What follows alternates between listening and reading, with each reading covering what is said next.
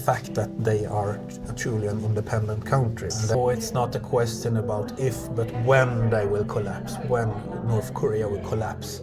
朝鲜友好协会在西方世界是一个非常特殊的存在，会员们每天为朝鲜发声，甚至会定期组织去朝鲜的朝圣之旅。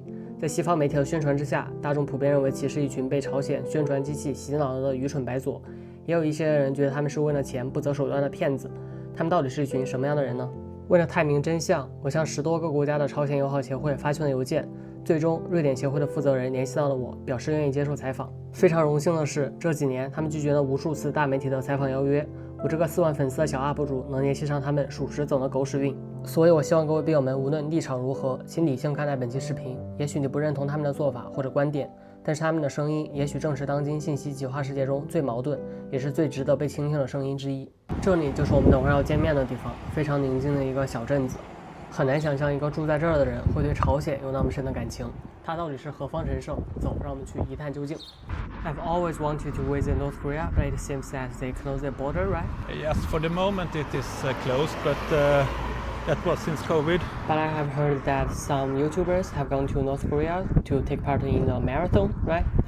I know they opened up in the northeast in the zone called the Rason, and they have opened that for a while, and I think the Chinese groups have been coming there now as well. Yes. Last year they opened up for visitors from Russia to go to Pyongyang, or Pinja as you call it in Chinese. Yes.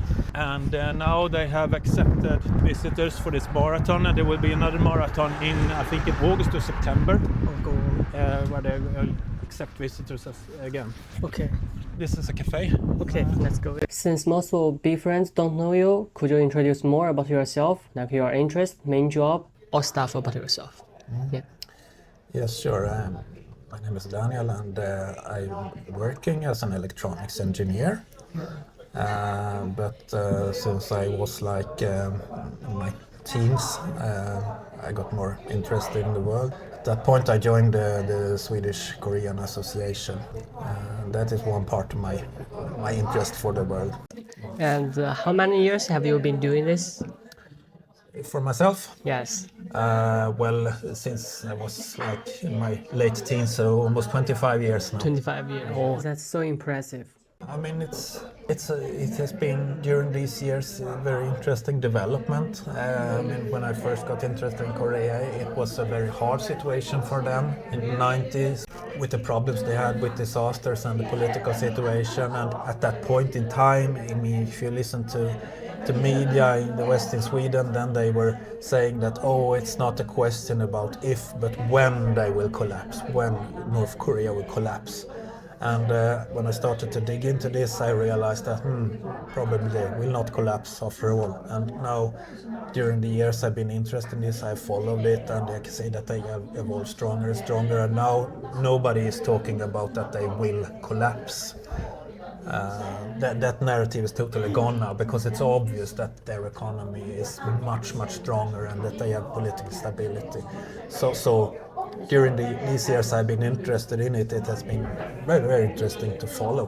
When was your organization founded, and what's the purpose of it? It was funded very early, actually, in the 1950s by after the Korean War.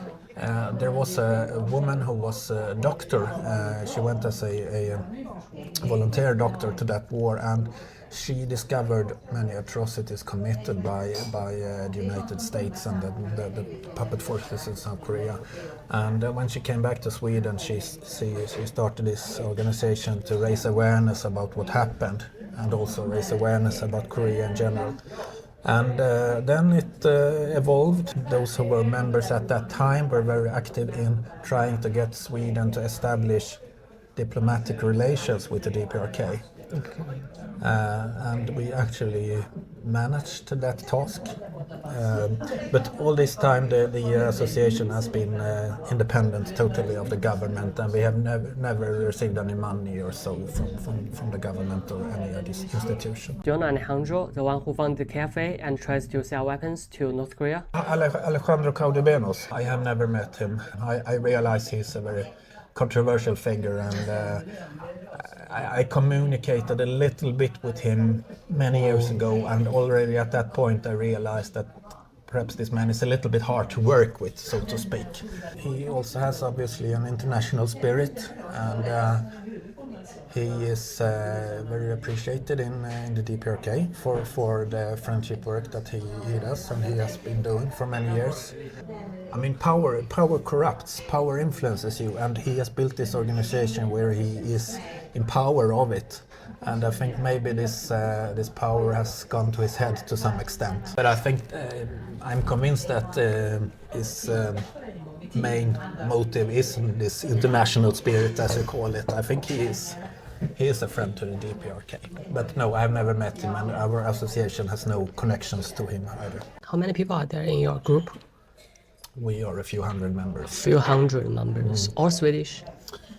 Most are Swedish, at least most are living in Sweden. There are a few Korean members also, but most of the members are Swedish people. And what's the main job of your organization? Make our own material whenever we can, and we used to organize study trips to the DPRK with groups going there and to see the country and visit interesting places.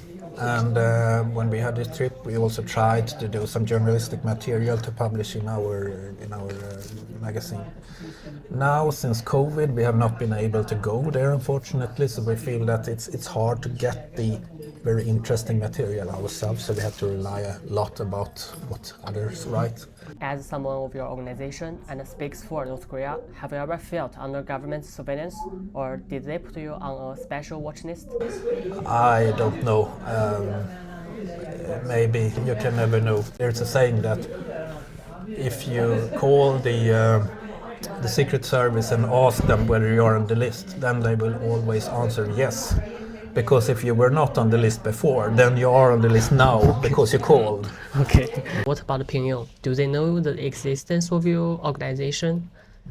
They have, it used to be called the Committee for Cultural Relations with Foreign Countries. I think they have reorganized since and maybe have some other name now. But within this committee, they had our counterpart, like we are the Swedish-Korean Association then, so they had the Korean-Swedish Association, so to speak, which was more like,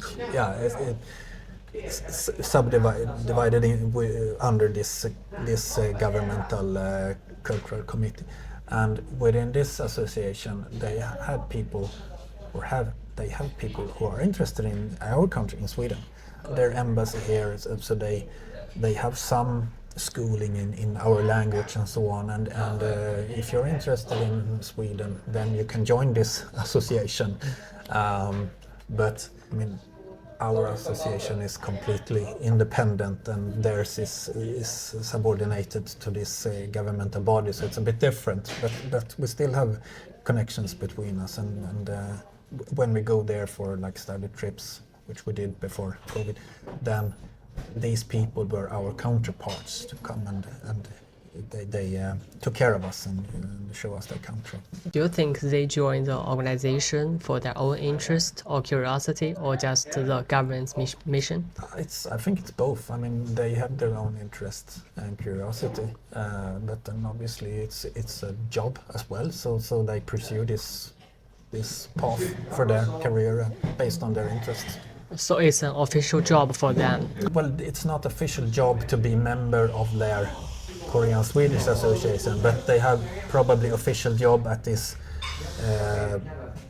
Committee for Cultural Relations. Okay. But when you have this official job, then you can focus on Sweden based on your interests. I would say it's something like that. They are funded by the government, but your organization, you are independent. How do you operate? Where do you get your funds? Membership fees and gifts from members. Okay, how much a month? No, it's not a high fee. Currently, it's just 250 kronor per year. Per year? I mean, that covers the expenses of printing our magazine and send it by post. and some other expenses, but I mean we have very limited funds. I mean if we had a lot of funds then we could subsidize trips and so on, but we cannot do that. So I mean everyone has to pay for themselves if they go to Korea with our association. Membership, you can cover all the expenses. Yeah, but sometimes we get a little extra from members who want to support the organization more, but basically membership fees cover our expenses.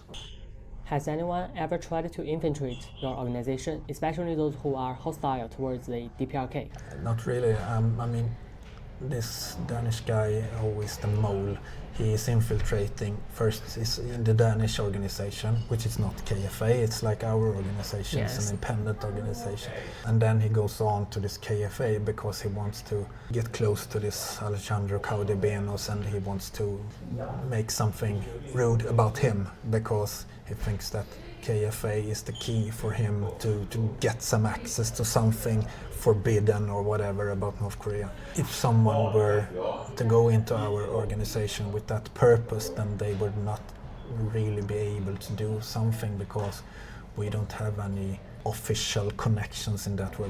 We cannot, you are not getting any shortcuts into anything. You cannot expose anything as a member of our organization. I'm totally transparent with you here. We have some connections in the embassy in Stockholm and in Pyongyang for this friendship work, but apart from that, we do not have any influence, we do not know anything. It's not a way into exposing anything. We have been approached by news journalists often when there has been something a lot about Korea in the news. In some cases they have approached us for a comment. When we have made a comment, then they have often excluded that because we are not feeding their narrative, so to speak. But they have also approached us for more like interviews, but then we have understood that their purposes of these interviews are not to listen to us, but to portray us as idiots or brainwashed or whatever. So we have said that we are not interested in that kind of things.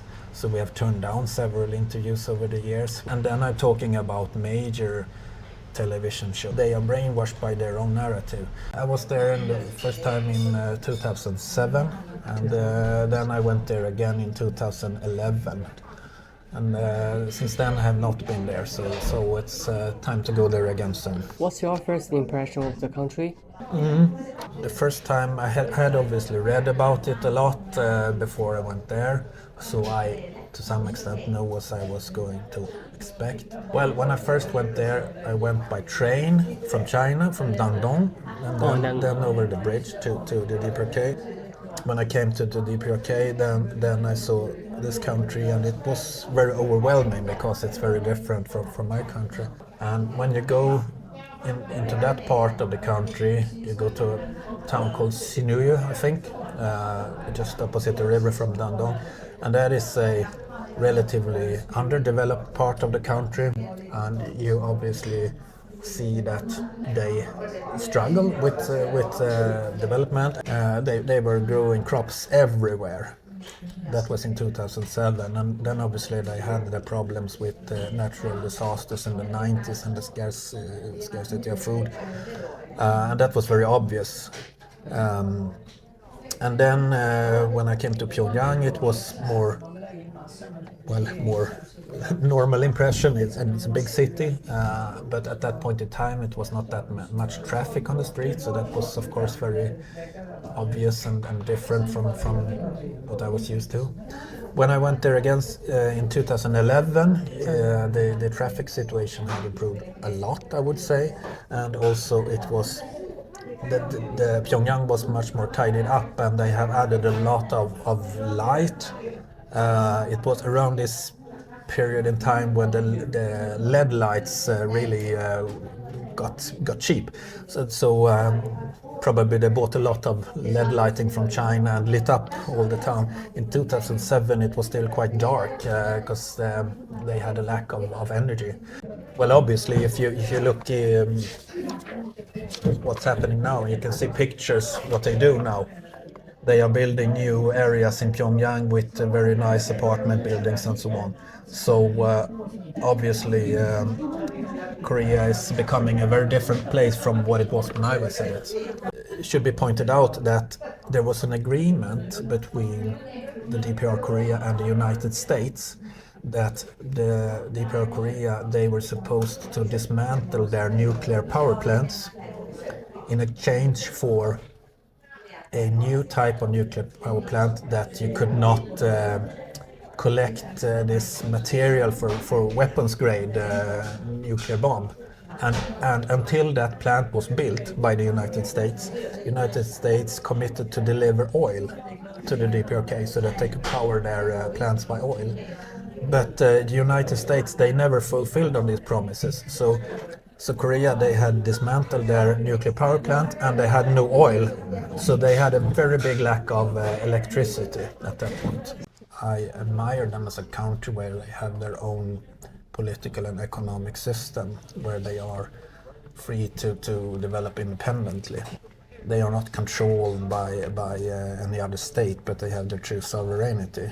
And even if you like them or not, I think it's still the fact that they are truly an independent country, and that makes them very interesting, because there are not that many truly independent countries anymore, at least not in the size of North Korea or the DPRK. I mean, China and America, they are independent because of their strength and their sizes, but DPRK is a small country and still they are independent.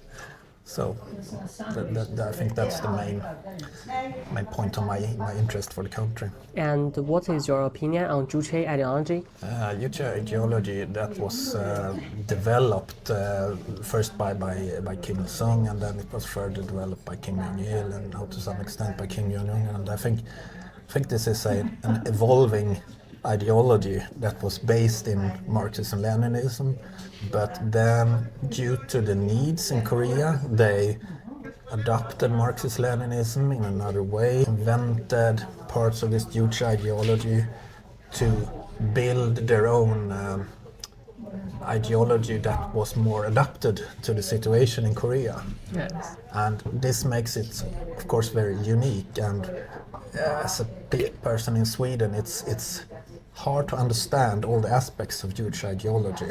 Okay. Have you ever read their books? I have read some books, Kim Il-sung and Kim Jong-il, and some of the written material about Juche ideology I think is very hard to understand. Some parts are more easier to understand, especially the parts where they talk about Korea as a socialist country that is emphasizing the core strengths of socialism. For instance, in the 90s, I think it was 1994 or 95, when socialism had broken down in Soviet Union. At that point, Kim Jong-il wrote a very good piece that's called "Socialism is a Science," where the Korean ideology is defined and compared to the ideologies that were present in the Soviet Union, for instance. That is a very interesting book to read about Juche ideology, I think. Okay. But then when it comes to the other parts of it that are more like the specific situation in Korea, I think that's much harder to understand. I think they are translated from English into Swedish, which makes it maybe also even harder to understand. Probably you should read it directly in Korean. Many people say the visit to North Korea is staged. They just show you what they want to see. What do you think of that, since you've visited there twice? That's a good question. I mean, there are many people who have been claiming that these visits are staged. Yes. For instance, there was a Swedish woman. She was a journalist on the public radio for many years. She was a correspondent. She went around to many countries and reported. She wrote a book about DPRK and some other states. And in this book, she wrote, for instance, that the hotel that she was staying at, it was the only hotel that foreigners were allowed to stay at in Pyongyang. Oh, really? I said, because I've been staying at another hotel. So how can you write this in your book? I never talked to her, but that was my impression. And she wrote also that the subway, the underground subway in Pyongyang, that there are many stations on the map, but in reality, every time a tourist or Western visitor go there, they stage everything, so that it's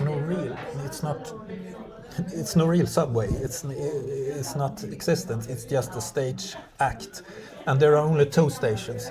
So they take the tourists, they say, onto this train, and they drive them to the next station. And then there are many people in the subway, and they claim that these are only actors. That is what they say. When I went there, actually when I went there my second time, that was 2011, and I said to my hosts, I told them about these accusations, and I say, maybe we can go to more stations than 2. Oh, sure, they said. So then we went around, I think we went to 6 stations in total, and I filmed this all the time with my camera and uploaded it to YouTube afterwards. I think it's still available there, and you can see all these stations, and I film all these people going in and out and so on. And I mean, if this was an act, if it was staged, then they would have needed a lot of actors, I would say.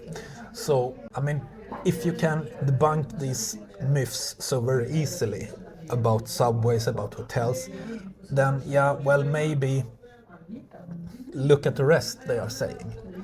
I mean, it's really terrible that they can get away with lies like that. Of course, you can never know exactly if what you see is true or not. I mean, you cannot know about me if I'm an actor or not, but there are some basic assumptions that you can do. And have you ever talked to a North Korean? It's hard. I've been talking to people who are more educated, so to speak, with official functions.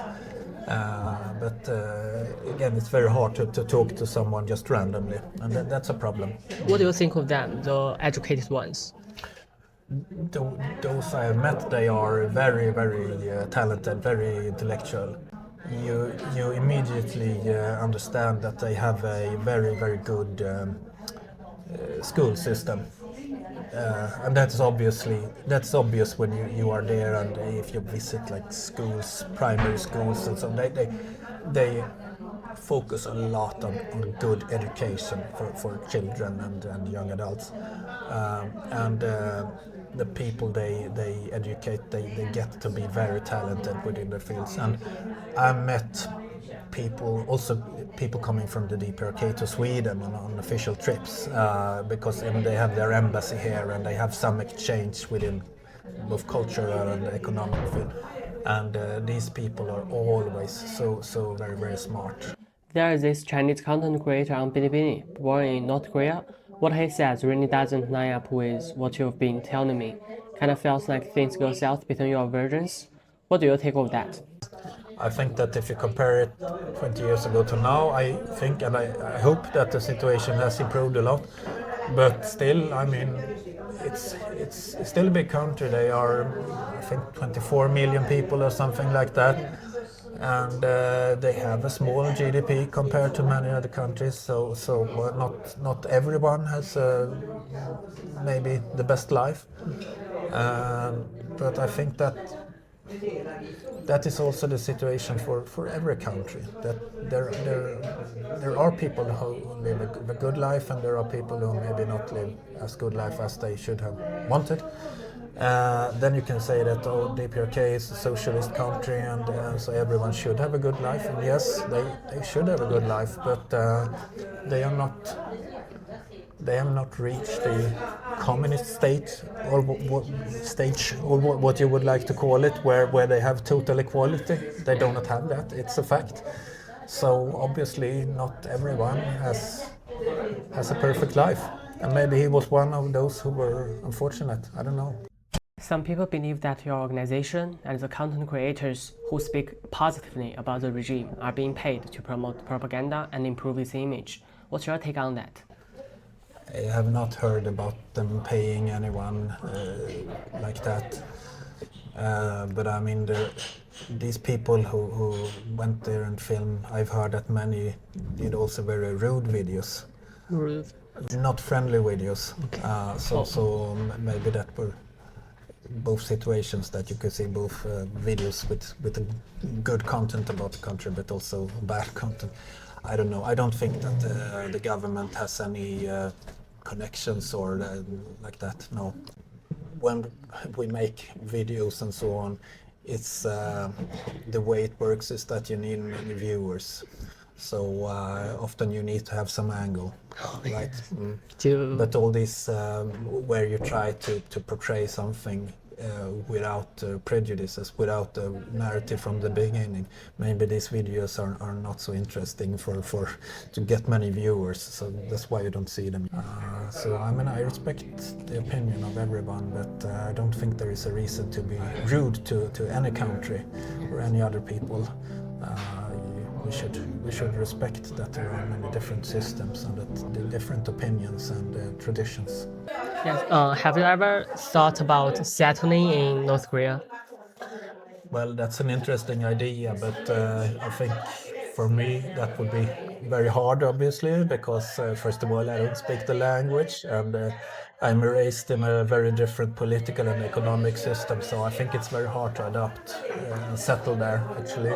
But of course, there are and have been many Westerners going there for some time to do some job or so, and that is, of course, would of course be interesting if that opportunity would arise in the future. And also these people who have been living there for quite a while, I think you could also ask them about Korea and ask them whether they feel that they are stupid leftist or what you said. For instance, I think he was Australian man or maybe from New Zealand, went there to work as a teacher in secondary school, I think. He was there for a few years, talked to young people every day. I read his book, very, very interesting. He got a good understanding for what young people think about and so on, and that is of course a very, very interesting experience.